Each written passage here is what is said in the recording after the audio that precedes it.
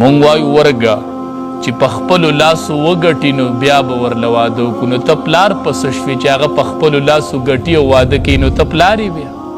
ته پلار پسه شوې، په خپلو لاسو به نه ګټي او ته به ورله واده کوې. دا په تا باندې د بچي حق دی، دا به ادا کوې. بچي له به واده پلار کوي، دا د پلار حق دی. ښه رشته به ورله ګوري، ښه سم ځای به ورله پلار ګوري او د بچي دا حق به ادا کوي. نو ته بچی له صحیح نوم کېده، خوراک آداب ورته ښیه، قال الله قال الرسول ورته وښیه، واده ورله په ښه ځای کې وکړه چې کله بلوغ ته ورسي. علما وایي چې کله لور یا زوی بلوغ ته ورسېدل، پلار یې په واده قادر دی او دله واده نه کوي، قادر پې دی او نه کوي ورله، علما وایي چې دا الګ ګناه کوي، پلار ورسره په ګناه کې شریک دی. دا پلار د حق نه ادا کوي، دا د پلار حق دی او دی ورله ولې دا حق نه ادا کوي.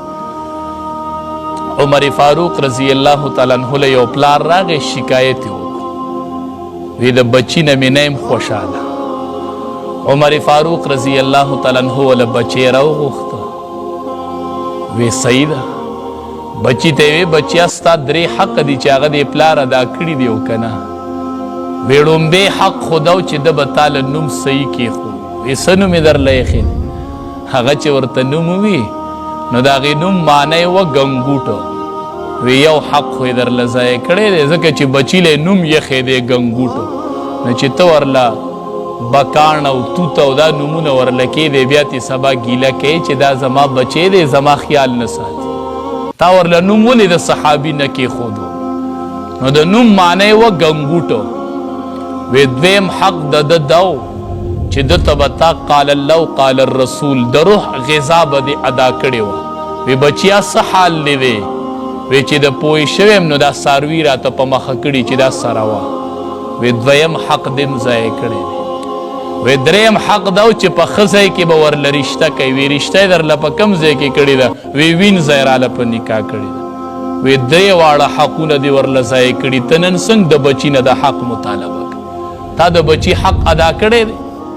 تا د بچي حق نه دی ادا کړی او نن د بچي نه د حق مطالبه کوي. نو سبا بیا مولي صاحب ته وایي، راځي علماو ته وایي که نه، وایي مولي صاحب پی ایچ ډي کړې ده او ما ته یې کنزل وکړله. نو مولي صاحب ورته وایي، وایي ده چې د پی ایچ ډي کې دا کتابونه ویلي، په دې کې شته دی چې وبالوالدین احسانا، مور او پلار سره به ښه سلوک کوي. رضا د رب په رضا د پلار کې رضا دي کتابونو کې شته؟ هغه لک وایي مولي صاحب زما په کتابونو کې خو نشته دی. پلار ته مونږ وایو دا ستا ګناه ده، دا ستا ګناه ده، دغې کتابونو کې خو دا نشته. تا دې عالم ته کېنولی و، تا دې قرآن ته کېنولی و، تا دې مدرسې ته رالیږلی و چې ده ته مونږ پلار او مور ښودلی وې. دی خو وایي پلار را سره کور کې یو کس اوسیږي.